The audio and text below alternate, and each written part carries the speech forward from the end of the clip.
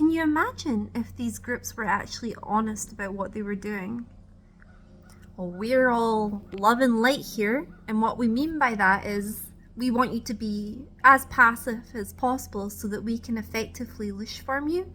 And when people post literally on the regular, like every single day, about their mental health struggles, we're not going to create any specific resources to try and help people, because helping people isn't actually what we're about. You're just here to exist in this group. When you click join, you entered an etheric contract that we could have access to you, your energy, and your soul to feed a black magic false light grid that is fed trauma in order to delay and hopefully prevent ascension so that a false ascension can be staged. So anyway, if you could just sit down and be as passive as possible, just allow everything to happen in front of your eyes that really truly disturbs you, and have a sense that you have something that you came here to do, but never realize it, because we're not going to talk about that.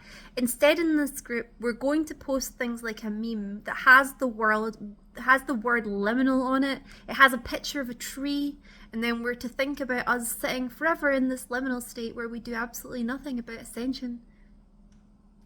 And by the way, that picture has a black magic sigil on it that the admins put on, because this is a Lish farm. It's the Twilight Zone. And why is nobody else seeing this? And people join the group and like, hey, so glad to have found all of these people. It's like, what is it that's happening here? You're meant to organize. If you think that it's spiritual to be passive and to ignore things that are clearly corrupt, immoral, and untrue, in society, on the forum, in ourselves, like no healing's happening here, then you need to speak to the Archangel Michael. There's spiritual warriors that are angels. And I'm not saying that you should fight and that you should have resentment and all these things. No. I'm saying that you shouldn't stand in a room where you can clearly see corruption and say nothing.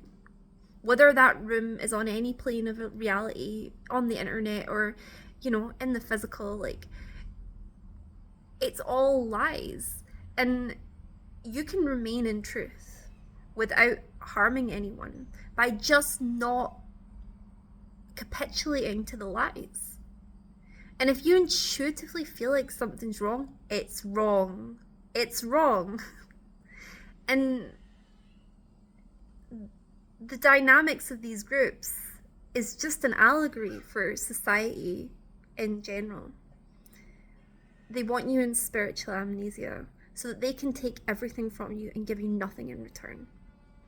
And some of the groups also advertise very expensive spiritual services with no route to accessing them if you don't have money. Like, that has to be immoral.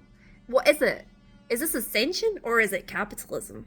Because the two are not very comfortable bedfellows. And that's why if you try and do something that's different and aligned, then you will be targeted. And you will be targeted hard.